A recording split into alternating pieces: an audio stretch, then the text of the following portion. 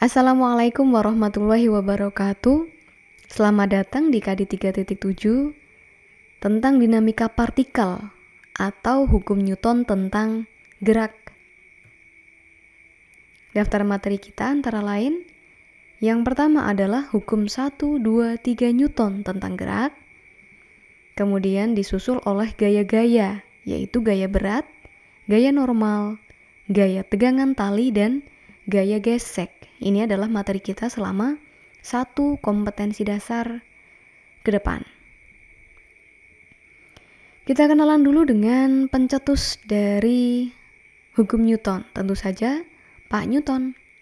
Ini dia foto simbah kita yang tampan.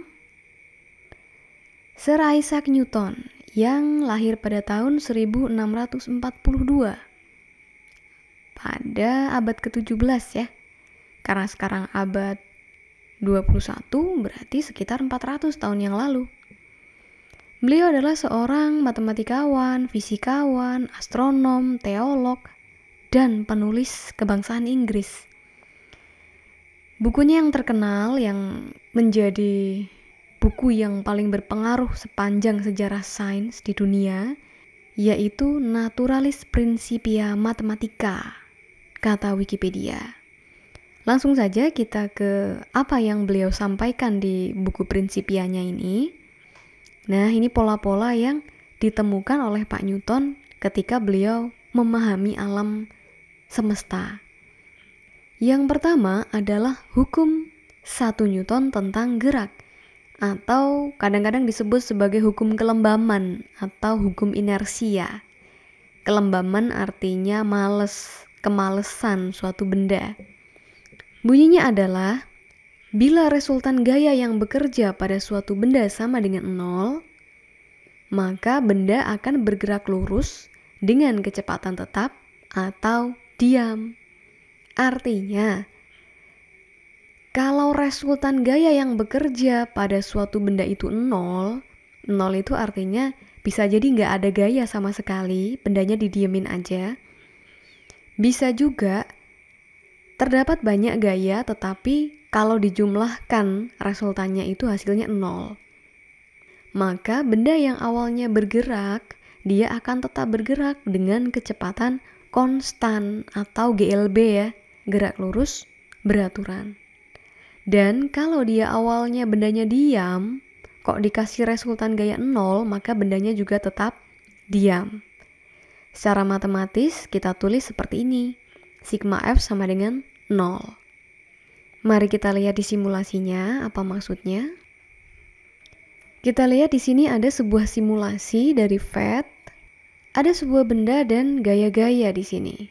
Semakin besar figurnya ini, berarti gayanya semakin besar. Ini 150 Newton. Yang kecil ini 50 Newton. Yang sedang ini 100 Newton. Demikian pula yang merah ini. Bedanya adalah yang merah menarik ke kanan, yang biru menarik ke kiri. Dan ini sum-nya, sum of force, ini adalah totalnya atau resultannya. Nah, kita lihat. Hukum pertama Newton mengatakan, jika resultan gaya sama dengan 0, benda yang diam tetap diam. Ini diam aja. Speed-nya 0. Kecepatannya 0. Atau speed kelajuan ya, kelajuannya 0. Bagaimana kalau kita beri gaya? Nah, kalau ada gaya gerak ya, kita buat gayanya 0 nih. Ada 50 ke kiri, 50 ke kanan. Ada gaya kan? Tapi ke kanan ke kiri, kalau kita resultankan berlawanan arah, maka 50 min 50 totalnya 0 ya. Bagaimana? Iya, yang awalnya tadi bergerak dengan kecepatan tetap, nggak 0 nih.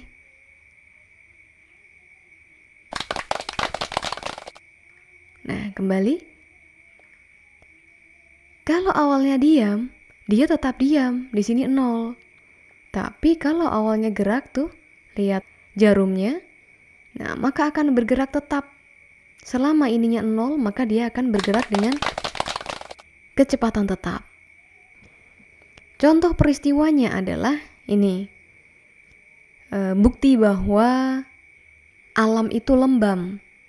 Yang pertama, tubuh akan terdorong ke depan saat kendaraan berhenti mendadak kalau kita naik kendaraan. Awalnya bergerak, tiba-tiba berhenti mendadak. Nah, si orang-orang ini, tubuh-tubuh ini, males dia untuk berhenti. Dia akan berusaha mempertahankan keadaan awalnya. Kalau awalnya gerak, ya pengennya gerak terus. Kalau awalnya diem, ya pengennya diem terus. Nah, ini ceritanya tadi awalnya gerak. Kok tiba-tiba berhenti mendadak gara-gara ada sapi di depan. Nah, badan ini secara alami, dia ingin terus bergerak ke depan. Sehingga ketika berhenti, badannya seperti terdorong ke depan. Karena lembam. Contoh kedua adalah trik-trik sulap yang ada gelas di atas kain atau di atas kertas yang diletakkan di atas meja, kemudian kertasnya ditarik tiba-tiba dengan sangat cepat, sret begitu. Maka gelasnya akan tetap diam di situ, dia tidak jatuh atau tumpah. Itu juga karena hukum kelembaman dari alam. Gelas ini awalnya diem, maka ketika tidak ada gaya, artinya di sini ditarik dengan cepat kan hampir nggak ada gesekan tuh. Nggak ada gaya berarti ya. Nah, benda ini akan tetap diam, tidak akan jadi bergerak. Itu tentang hukum 1 Newton. Lalu hukum 2 Newton. Kalau tadi resultan gaya sama dengan 0, nah sekarang bagaimana kalau gayanya enggak 0? Nah, ini ada percepatan. Kalau gayanya 0, diam tetap diam. Kalau gerak, kecepatannya tetap. Nah, kalau gayanya nggak 0, maka muncul percepatan. Percepatan masih ingat ya? Perubahan kecepatan setiap waktu.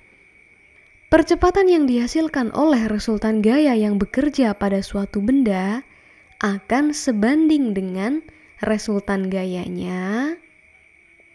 Artinya, kalau resultan gayanya besar, percepatan benda juga besar. Dan berbanding terbalik dengan massa benda. Artinya, kalau massanya besar, percepatannya kecil. Kalau abot, percepatannya sedikit, lambat begitu. Tapi kalau ringan, percepatannya besar. Kecepatannya berubahnya drastis. Ini persamaannya. A sebanding F, A berbanding terbalik dengan M. Nah, ini kadang-kadang untuk mengingat lebih enak gitu ya, kita buat sama seperti bentuk tadi. Kalau tadi sigma F sama dengan 0, ini F sama dengan M kali A. Enggak 0 tetapi ada A-nya. Kita lihat simulasinya di FET yang tadi. Hukum 2 mengatakan bahwa percepatan itu sebanding dengan gayanya. Artinya kalau gayanya kecil, kita lihat, kita tunjukkan. Nah, ini kecepatannya, ini gayanya, ini totalnya. Totalnya ada gaya ya, kita buat ada. Nah, kita lihat kecepatannya. Nah, ini berubah terus nih. Berubah. Bagaimana kalau gayanya kita tambah? Jadi 150. Kita lihat percepatannya.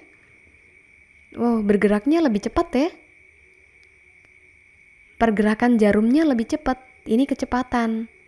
Percepatan itu adalah perubahan kecepatan. Kalau ini bergerak cepat, berarti percepatannya besar. Kita tambah lagi. Gayanya 350, bagaimana perputaran jarumnya? Wah, cepat sekali. Terbukti ya? Hukum 2 Newton. Bagaimana dengan contoh peristiwanya? Bukti dari hukum 2 Newton dalam kehidupan sehari-hari adalah ketika kita menarik benda yang masanya kecil, akan lebih mudah daripada benda yang masanya besar. Misalnya gini, Ini narik sama-sama nih kekuatannya nih, gayanya sama. Tapi yang satu narik massa kecil, yang satu narik massa besar. Mana yang akan tertarik lebih kencang? Iya, tentu saja yang massanya kecil. Kalau massanya kecil, percepatannya besar, percepatannya tinggi. Karena berbanding terbalik. Tapi kalau massanya besar, percepatannya kecil, dia lambat geraknya. Perubahan kecepatannya lambat, kecil, karena berbanding terbalik. Di sisi lain, mendorong mobil yang mogok bersama-sama akan lebih terasa ringan daripada mendorongnya sendirian. Ini berarti gaya ya. Kalau dorongnya bareng-bareng berarti gayanya besar, maka A-nya akan besar, terasa lebih ringan efeknya. Kalau sendirian F-nya kecil, berat, pelan-pelan. Seperti itu untuk hukum 2 Newton. Lanjut untuk hukum 3 Newton. Hukum 3 kita sudah kenal. Jika benda pertama mengerjakan gaya pada benda kedua, maka benda kedua akan mengerjakan gaya pada benda pertama yang besarnya sama tetapi arahnya berlawanan. Ini kalau kita gampangnya ya kita sebut hukum balas dendam ya. Kalau kita memberi gaya kepada suatu benda, maka benda itu akan balik membalas, memberi gaya kepada kita dengan gaya yang besarnya sama tetapi arahnya berlawanan. Kita sebut sebagai hukum aksi reaksi. Gaya aksi sama dengan min, gaya reaksi. Min artinya arahnya berlawanan. Sama dengan artinya besarnya sama. Contoh, mendayung perahu. Mendayung perahu berarti ada dayung memberikan gaya kepada air arahnya ke belakang. Nah, air akan mendorong balik si perahu dengan gaya yang sama, tapi arahnya ke depan, jadi perahunya ke depan. Kebalikannya ya. Contoh lain juga memanjat pohon. Bagaimana kaki orang ketika memanjat pohon atau tangannya?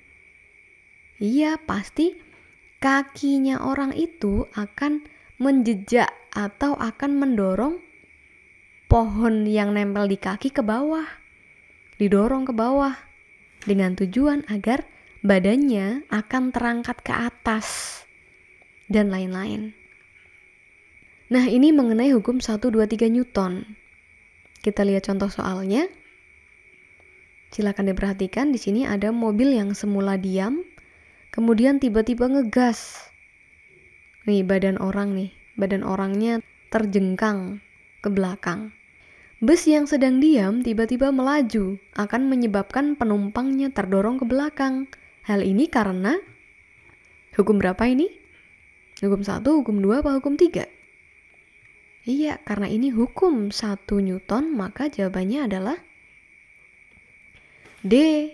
Karena hukum kelembaman, hukum 1 Newton. Lanjut soal nomor 2. Gambar berikut menunjukkan 5 benda yang diberikan gaya berbeda. 1, 2, 3, 4, 5. Masanya beda-beda, 20, 10, dan seterusnya. Gayanya juga beda-beda. Pertanyaannya, percepatan benda yang paling besar ditunjukkan oleh nomor hukum berapa ini? Percepatan gaya? Iya, ini adalah hukum kedua Newton. Di mana hukum kedua, A sama dengan F per M. Maka kita hitung saja satu-satu. A1, F per M. Ini F ya, karena satuannya Newton. Ini M karena satuannya kilogram. Ini M ini. Kita hitung satu-satu. Pertama 200 per 20 sama dengan 10 meter per sekon persegi. Yang kedua 100 per 10 sama dengan 10 juga meter per sekon persegi. Yang ketiga 150 Newton dibagi 50 sama dengan 3 meter per sekon persegi. Kemudian A yang keempat, gambar keempat, 240 Newton dibagi 80 kilogram sama dengan 24 bagi 8, 3 meter per sekon persegi. Dan A yang kelima adalah 200 dibagi 100 sama dengan 2 meter per sekon persegi. Berarti jawabannya percepatan benda yang paling besar ditunjukkan oleh gambar nomor berapa? 2, 3, 3. Oh, ada 2 ya? Iya, gambar nomor 1 dan gambar nomor 2 ini percepatannya sama. Ya, berarti jawabannya ada 2. Itu tentang hukum Newton 1, 2, 3.